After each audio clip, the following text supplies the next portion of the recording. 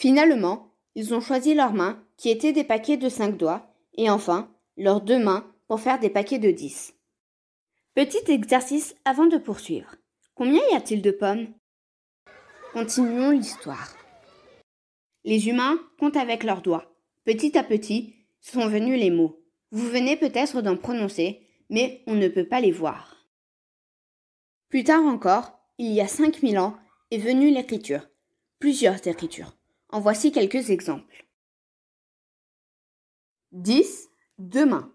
100, 10 mains, etc. On aurait pu écrire comme ça. Unité, dizaine, centaine. Et le 0? 0 est arrivé le dernier. Il sert à montrer, comme ici par exemple, la place des unités quand il n'y a pas d'unité. 18. Une dizaine, 8 unités. 10. Une dizaine, pas d'unité.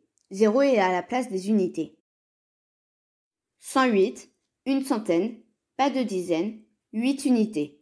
0 est à la place des dizaines. On reparlera bientôt des unités, dizaines, centaines, et du 0 qui est aussi un nombre. Maintenant, posons-nous un peu. Combien? Compter, organiser, paquet, écriture, 0, place 2, unité, dizaine, centaine.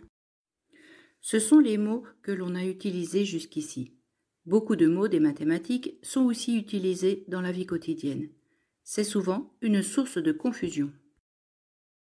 Comprendre, chercher, réfléchir, utiliser son esprit logique, c'est l'essentiel de l'activité mathématique.